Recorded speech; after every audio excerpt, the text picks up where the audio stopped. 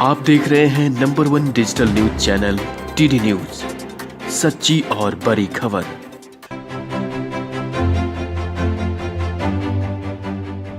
Sponsor by G interior Patna. नमस्कार, मैं हूं अक्षता सहाय और आप देख रहे हैं टीडी न्यूज पर टुडे स्पेशल। और आज 7 मई के दिन हम भारतीय इतिहास के एक ऐसे व्यक्ति के बारे में बात करेंगे जिनका आज के ही दिन जन्मदिन है।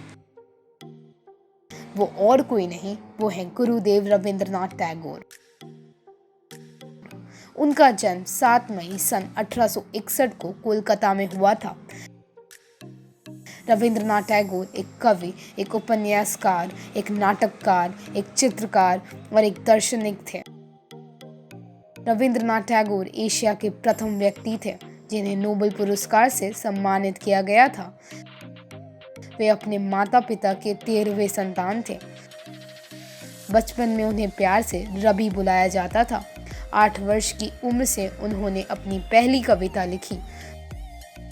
16 साल की उम्र में उन्होंने कहानियां और नाटक लिखना प्रारंभ कर दिया था। अपने जीवन में उन्होंने 1000 कविताएं, 8 उपन्यास, 8 कहानियां संग्रह और विभिन्न विषयों पर अनेक लेख लिखे। इतना ही नहीं, रविंद्रनाथ टैगोर संगीत प्रेमी थे और उन्होंने अपने जीवन में 2000 से अधिक गीतों की रचना की।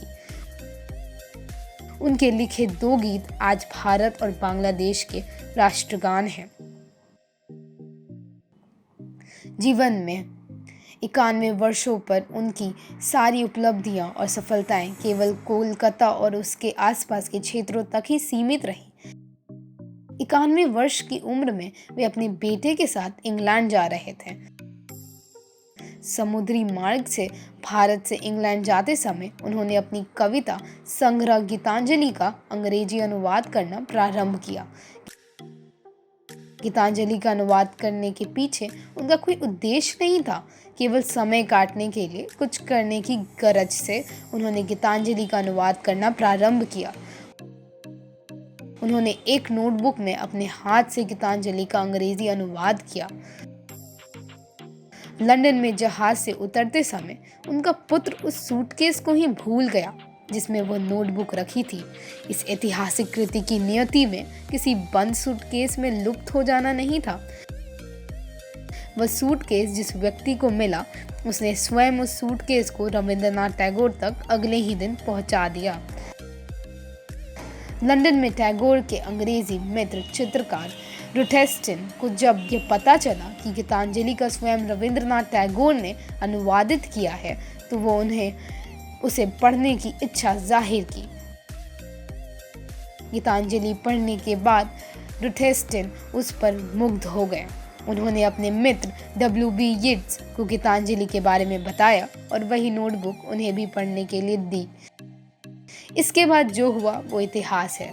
यीट्स स्वयं गीतांजलि के अंग्रेजी मूल संस्करण का प्रस्तावन लिखा।